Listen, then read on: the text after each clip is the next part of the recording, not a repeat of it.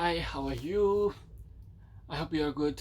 As I have started reading this book today itself, I'm almost 35 pages into it. So far, reading is very smooth. Forward, preface, 4321 edition. It's all very smooth. And prologue, that was smooth as well. And I also started reading the first main chapter of the book, and in that chapter there is this basic understanding, the beginning. His life is not discussed at length, only the part which has impacted his uh, development of thoughts, only that part is discussed. So I was just reading, I was at this passage where he went to university for his education, and there he used to have a long conversations with someone. So at that time, immediately this idea came into my mind, that what kind of conversations they would have. Like in my everyday life, when I was in university, I used to have very small, or I should say even silly conversations. But Nietzsche, I am unable to even think the level or the depth of his conversations with his counterparts. That would have been amazing if I could witness such conversations. Next, Nisha was so intelligent that it's mentioned there in this book. I'm not saying on my own behalf. It's mentioned that at the age of 24 or 25, he was selected for the post of professorship.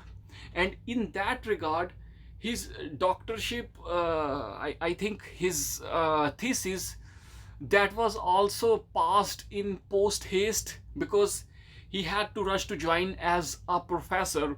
So in that young age, because of his deep education level in classical languages, in philology, and in this literature domain, he was matchless. Maybe these are the reasons for which he was selected for this post. And and this is very interesting.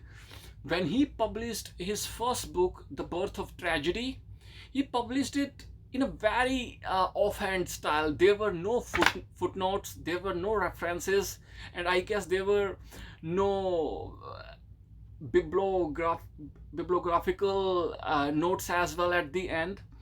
So it was not something that's, we can call aesthetic, that we can call disciplined, scholarly. He wrote that book in his own style, and it clearly seems that he doesn't have many proponents because of his this behavior or this attitude concerning this book. But still, Nietzsche was Nietzsche, and he, like, the way he progressed in that young age, the way he reached that the height of professorship, it all seems very magnificent to me, and I am very much impressed so far. I just read, I have just read these pages, and still I'm overwhelmingly in favor of Nietzsche. In the beginning of this book, first of all, the author, I apologize, Walter Kaufmann, tried to destroy the legend that is surrounded by Nietzsche, that he is anti-Semite, that he was associated with Nazism, that he was an insane person, he has lost his mind, and we should not bother about his work.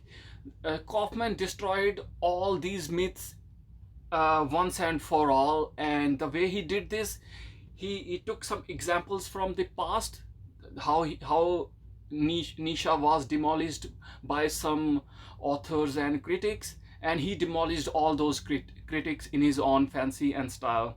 That's wonderful. My reading experience so far related to Nietzsche is very interesting, and I am also extremely excited, and I can't believe that I am reading Nietzsche, because it's like a few years ago it was kind of a dream that whether I would ever read something related to Nietzsche, but it is happening now, and we will read more. Have a nice time, guys. Bye bye, take care. I just wanted to share this information.